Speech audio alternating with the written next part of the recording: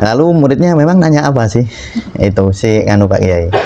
Nanya apa sih si pemabuk itu kepada Pak Kiai, kok sampai Pak Kiai itu merasa harus menghormatinya, kok harus berterima kasih. Pertanyaan pertama, hal Allahu qadirun, kata. Apakah Allah itu maha kuasa? Kata si pemabuk itu menanyakan kepada sang Kiai, hal Allahu qadirun, apakah Allah itu maha kuasa? Pak Kiai, kenapa kemarin itu beberapa hari yang lalu kok ada pemabuk kok jenengan hormati sampai segitunya? Kok saya disuruh sampai memandikan, ganti bajunya, memberi makan, terus nyangoni apa ya, memberi apa uang saku pada apa pemabuk itu, padahal dia itu kan berdosa besar gitu. Terus si Kiai tadi bercerita, Kak.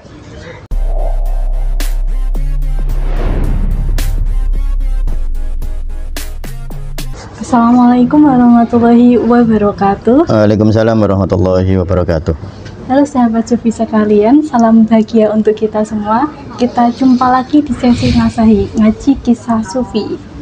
Oke, untuk hari ini kita akan membahas apa? Langsung aja kita tanyakan kepada Abang Muslim. Ya. Tapi untuk hari ini kita akan membahas kisah tentang apa? Ya, jadi ini kisah tentang kami pernah dengar doa ya muqallibal qulub ya, wahai yang membolak-balik hati. Nah, ini kisahnya kurang lebih menjelaskan tentang itu ya, Kak ya. Nah, suatu ketika ada seorang mursyid ya, seorang guru tasawuf bersama muridnya, Kak. Nah, lalu ketemu dengan seorang pemabuk. Ada seorang yang mabuk berat gitu. Nah, gurunya itu lalu memegang atau nuntun, nanti dituntun orang pemabuk berat itu dibawa ke ya sebut saja pesantrennya gitu ya. Oleh murid-muridnya disuruh ini, tolong dimandikan, diganti bajunya dengan baju yang baik, hormati dia. Ya murid-muridnya dengan agak muskil ya kan, ya iskal ya, karena bingung ini kok guru kok menghormati pemabuk kan gitu. Kok harus dihormati, memangnya kenapa sih gitu. Nah, sambil gerundel, tahu ya gerundel itu dongkol gitu, murid-muridnya ya pemabuk ini dimandikan, terus diganti baju, dikasih maam ya, dikasih makan, dihormati selayaknya seorang tamu yang terhormat. Nah, setelah selesai peristiwa ini selesai berlalu beberapa hari, muridnya nahan rasa ingin tahunya. Karena nggak nahan lagi, akhirnya nanya kepada gurunya. Pak Kiai, kenapa kemarin itu beberapa hari yang lalu kok ada pemabuk kok jenengan hormati sampai segitunya? Kok saya disuruh sampai memandikan, ganti bajunya, memberi makan, terus nyangoni apa ya, memberi uang saku pada pemabuk itu, padahal dia itu kan berdosa besar gitu. Terus si Kiai tadi bercerita, Kak, aku menghormati dia karena dia menanyakan 3 hal kepadaku. Nah, jadi 3 hal ini ditanyakan kepadaku, lalu aku sangat berterima kasih kepadanya. Makanya itu imbalan karena terima kasihku. Jadi bukan menghormati mabuknya, tidak, menghormati kebaikannya.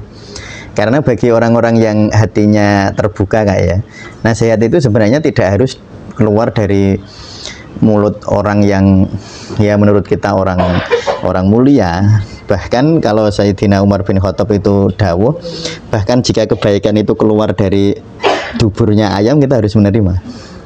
Jadi walaupun yang berkata orang yang menurut kita bukan orang terhormat, bukan orangnya tapi substansi. Ya, substansinya kan, kalau dalam dalam konteks-konteks keberagaman kan kita pernah sering dengar undur makola wala tandur mangkola ya. Lihatlah apa yang diucapkan dan jangan melihat siapa yang mengucapkan. Nah, itu konteksnya itu. Lalu muridnya memang nanya apa sih? Itu si Pak Kiai.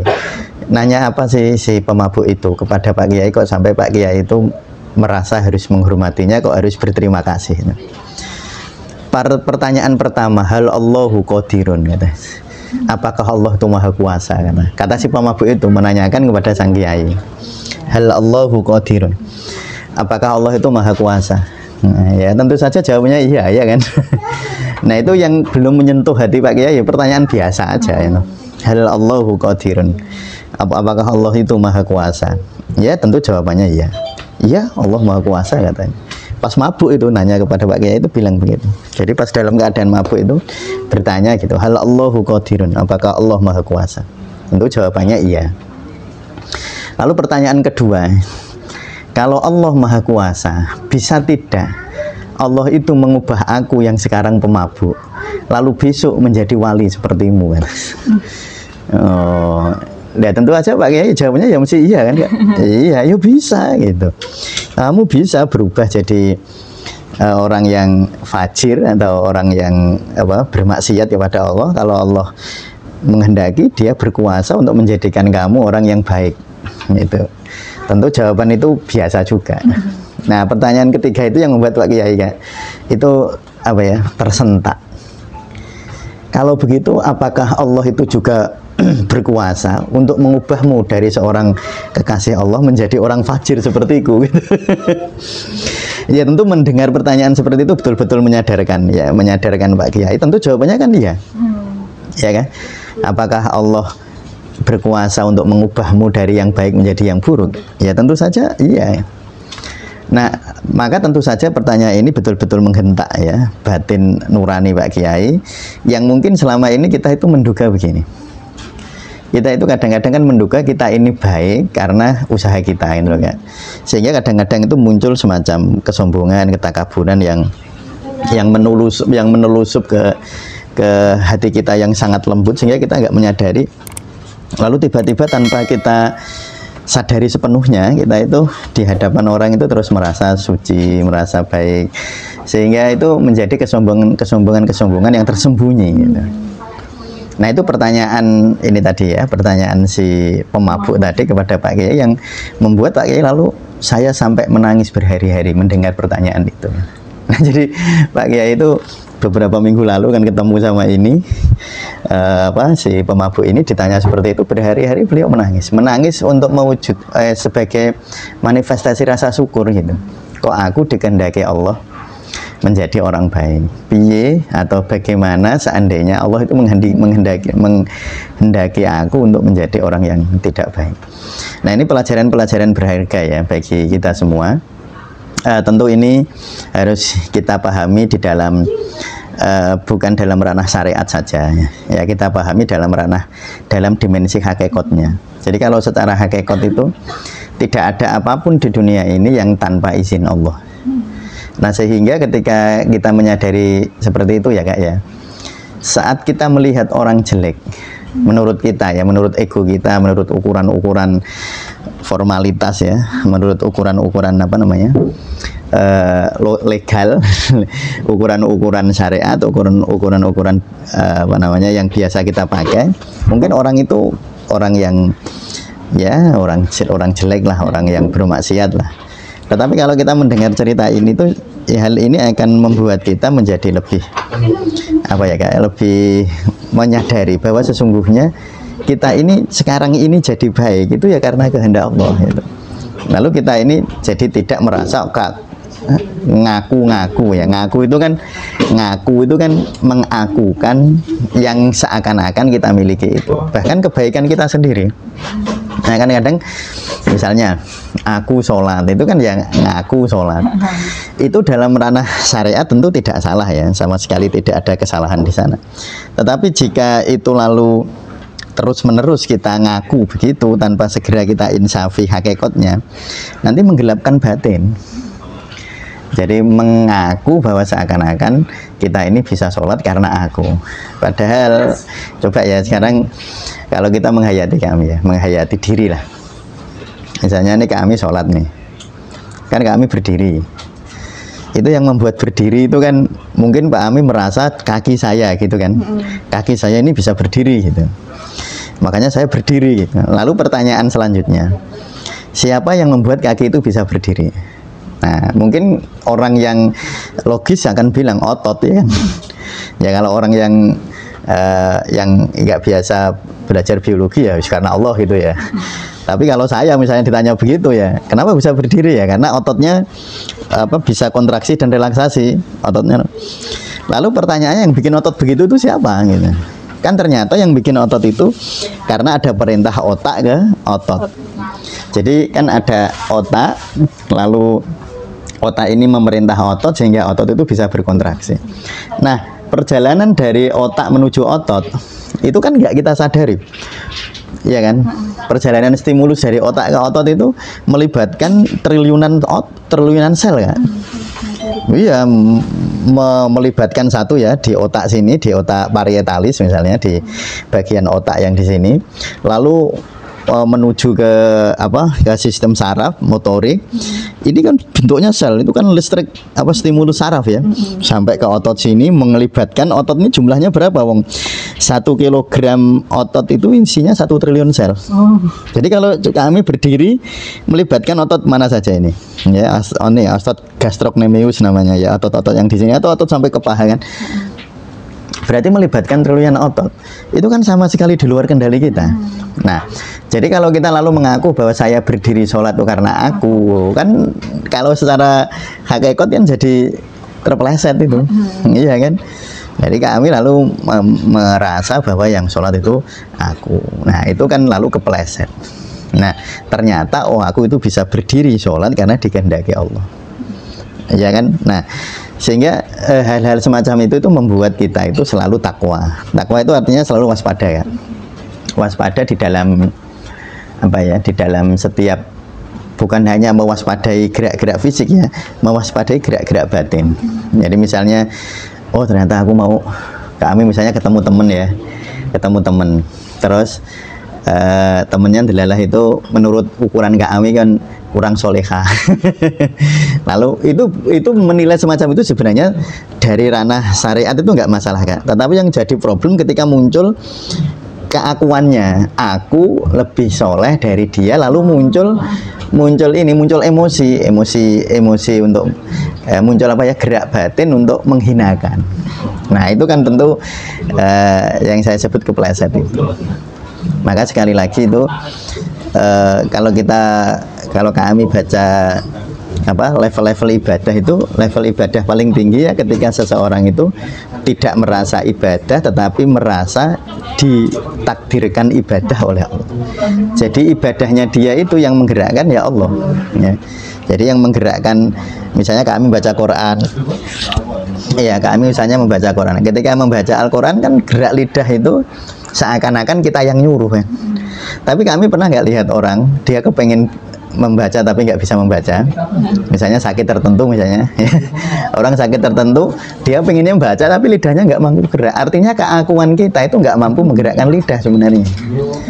Kan banyak orang kepengen, dia ingin menggerakkan lidah tapi nggak bisa, jadi kan kepengen nggak cukup ya kan, nggak cukup untuk menggerakkan lidah. Ternyata di balik kepengen itu ada proses yang sedemikian kompleksnya, dari otak, dari misalnya kami lihat mushaf Al-Quran ya, kan lihat mushaf nih, dari cahaya yang menyinari mushaf Al-Quran, lalu cahaya ditangkap oleh mata, lalu masuk ke retina, lalu masuk ke saraf optikus ya, saraf mata, lalu ke otak bagian belakang, bagian occipitalis ya toh. Nah, lalu baru melihat, lalu bisa merespon. Itu proses terjadi itu triliunan reaksi kimia loh kan. Iya kan? Itu juga dalam hitungan detik itu kan. Sepersekian detik. Enggak detik. Sepersekian detik ya kan. Loh, saya ngikirnya kan itu kan sepersekian detik. Dan indranya itu yang stimulusnya mungkin dari cahaya dan lain-lain, terus yang indranya juga yang bermain bukan penglihatan aja tapi pendengaran dan lain gitu ya. Nah, itu kalau kita melihat seperti itu, maka ini akan sungguh-sungguh menyadarkan kita bahwa sesungguhnya ibadah-ibadah yang kita lakukan, perbuatan baik yang kita lakukan itu semuanya sebenarnya ya kepunyaan Allah saja. Nah, itu makanya terus kita selalu diingatkan, inna sholati wa nusuki wa mahyaya wa mamati lillahi rabbil alamin, bahwa sholat kita, ibadah kita, hidup kita, mati kita itu karena Allah, miliknya Allah, lillahi rabbil alamin, itu miliknya Allah. Jadi bukan milik kita semata. Jadi bukan terus kita ngaku bahwa secara syariat yang sholat itu mustamir ya secara syariat, tetapi kalau kita melihat jauh lebih dalam ya mustamir sebenarnya nggak mampu sholat sebenarnya kan ya. Tadi bahkan gerakan, bahkan kami misalnya niat saja loh, niat itu munculnya dari mana nih? Ketika muncul itu kan butuh reaksi kimia loh kan. Loh, orang ingin itu ada reaksi kimianya loh kan. Iya, ada reaksi kimia. Jadi ketika kami di dalam hati kan ingin atau motivasi kan, gerakan ya. Ketika orang muncul motivasi itu kan butuh energi. Kalau nggak ada energinya ya nggak bisa ingin. Nah, energinya itu berasal dari mana? Dari triliunan reaksi kimia yang ada di dalam sistem tubuh kita yang tidak kita sadari. Sekali lagi, dari sistem tubuh kita yang tidak kita sadari. Nah, kalau nggak kita sadari kok kita akui kan repot. Wong nggak kita akui, wong kita itu nggak sadari, orang nggak nyuruh kan? Ya itu repot. Nah, sehingga ajaran atau kisah tadi itu mengajarkan kepada kita itu tadi. Jadi itu menghentak seorang kiai tadi yang menyadarkan beliau ketika ditanya, apakah Allah juga mampu membuat engkau yang sekarang jadi orang baik, lalu tiba-tiba Allah membuatmu jadi orang buruk? Apakah hal Allahu qadirun? Apakah Allah itu berkuasa, berkehendak begitu, bisa berkehendak atau mampu itu? Iya gitu. Tapi uniknya ya, kalau kami itu kalau beribadah itu dirasakan seperti itu Kak. Oh, itu rasanya indah betul ini ibadah itu. Jadi kalau kita ini ibadah itu rumangsane aku yang menggerakkan biasanya capek ya. Ya kalau kita itu masih bisa aku sholat, aku yang zikir, aku yang baca Quran, itu biasanya lelah. Tapi kalau kita merasa digerakkan itu luar biasa indah.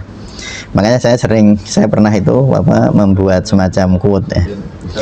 Sebenarnya kalau kami pernah lihat ya tari sufi ya, tari sufi yang muter gitu. Nah itu saya menyampaikan bahwa sesungguhnya seorang nggak pernah bisa menari kecuali hanya ditarikan. Manusia itu nggak bisa menari, manusia itu hanya ditarikan oleh Allah. Nah makanya kalau dalam tari sufi itu ekstase yang muncul pada praktisi tari sufi itu kan waktu dia bergerak semacam itu kan yang muncul adalah rasa gerakannya otomatis kan. Jadi bukan aku pengen bergerak, tapi memang dia bergerak gitu. Jadi dia itu nanti memunculkan rasa digerakkan. Nah itu konsep-konsep bahwa inna sholati wa nusuki wa mahyaya wa mamati lillahi rabbil alamin. Nah ini yang selalu harus kita hayati. Jadi kalau kita ini sedang berbuat baik, maka harus selalu disadari bahwa sebenarnya bukan kita sedang berbuat baik, kita sedang ditolong Allah berbuat baik, kita sedang dikehendaki Allah berbuat baik, termasuk dalam ibadah-ibadah yang lain. Ya saya kira gitu kami ya, untuk kisah kali ini. Terima kasih untuk Mas Sahya ini tentang kisah sufi, di mana mungkin bisa diambil hikmahnya juga ya. Jadi kita untuk nggak cepat menilai orang lain salah, betul. Gitu, dengan norma-norma yang ada di masyarakat. Yeah. Oke, untuk teman-teman yang mungkin ada pertanyaan bisa dicantumkan di kolom komentar, atau mungkin ingin kisah sufi seputar yang ada di kehidupan teman-teman bisa dicantumkan juga di kolom komentar. Terima kasih untuk teman-teman yang selalu setia menonton di channel YouTube Tasawuf Indonesia. Kita jumpa lagi di episode selanjutnya. Kita akhiri sesi kali ini. Wassalamualaikum warahmatullahi wabarakatuh. Waalaikumsalam warahmatullahi wabarakatuh. Cuma 17 menit sih, nggak apa-apa lah. Semua equal lah.